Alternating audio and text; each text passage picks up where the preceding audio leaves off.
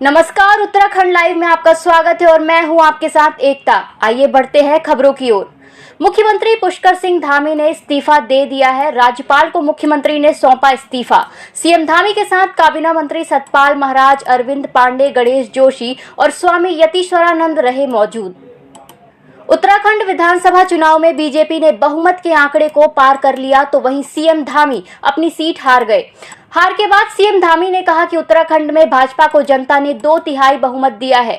ये बताता है कि लोगों ने काम को तवज्जो दी है। उन्होंने कहा कि मैं सीएम रहूं या ना रहूं, लेकिन राज्य में नई सरकार का गठन होते ही यूनिफॉर्म सिविल कोड लागू किया जाएगा। देवभूमि है, ये गंगा का प्रदेश है, ये आध्यात्मिक, मैं कहूँ कि पूरे देश की आत्मा कहीं बसती है, सांस्कृतिक आत्मा कहीं बसती है, तो मेरे उत्तराखंड में बसती है। इसलिए उत्तराखंड के अंदर सबके लिए एक समान कानून होना चाहिए। हमने इसके लिए संकल्प लिया है, हम इस पर पूरा का पूरा काम करेंगे। सूबे के अंतिम सीमांत जिला चमोली में कांग्रेस पार्टी ने 5 वर्षों के अंतराल में ही बद्रीनाथ सीट पर वापसी कर दी है, लेकिन भाजपा ने अपनी ये प्रतिष्ठित सीट गंवा बैठी है। इस तरह बद्रीनाथ सीट का मिथक तोड़ते हुए कांग्रेस पार्टी के राजेंद्र भंडारी जीत दर्ज कर अपने राजनीतिक वर्चस्व कायम कर गए हैं।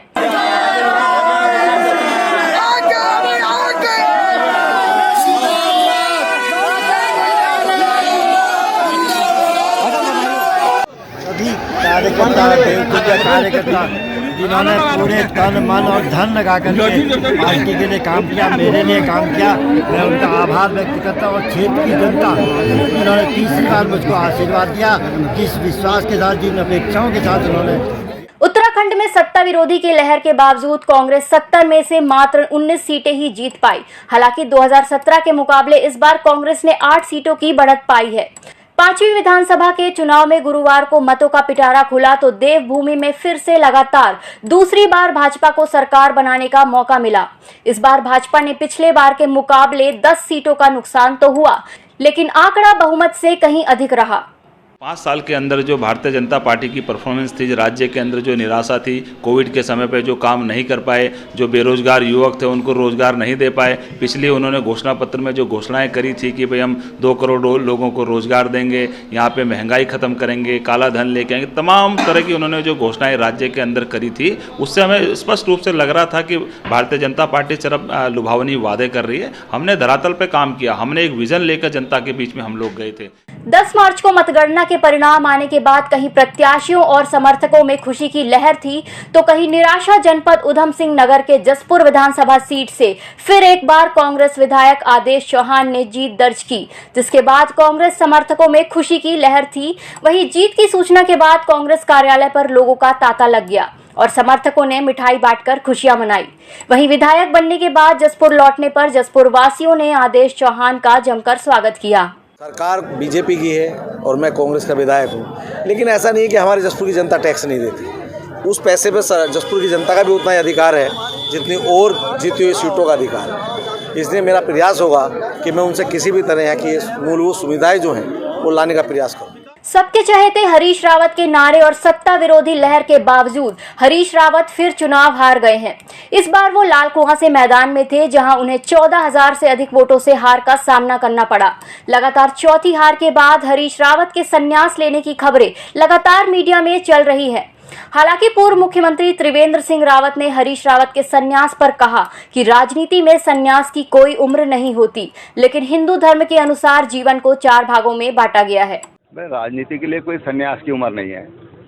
हाँ, जरूर हमारे हिंदू जो जीवन दर्शन है उसमें 4 भागों में जीवन को बांटा गया है कि पहला ब्रह्मचर्य आश्रम, फिर गृहस्थ आश्रम, फिर वानप्रस्थ आश्रम, फिर संन्यास आश्रम।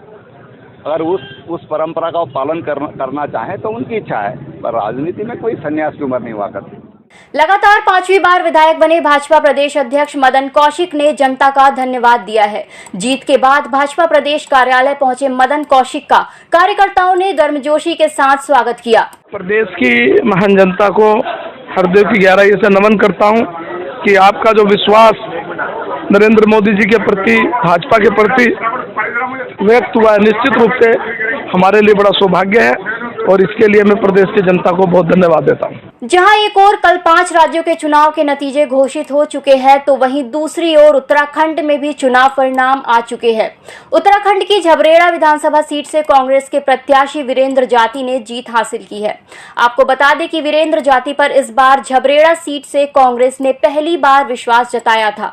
वीरेंद्र जाती इस बार पहली बार विधानसभा चुनाव लड़े हैं और पहली बार में ही वीरेंद्र जाती ने विरोधियों को चारों खाने चित कर दिया है। से भी कहता हूं कि जनता ने जो आशा और विश्वास जता करके विधानसभा भेजा है, मैं उस विश्वास पे खरा उतरूंगा और निश्चित रूप से जो भी यहाँ के जन मुद्दे, जन सरोकार की नीतियां हैं, उनको आगे बढ़ाने का मेरा काम रहेगा।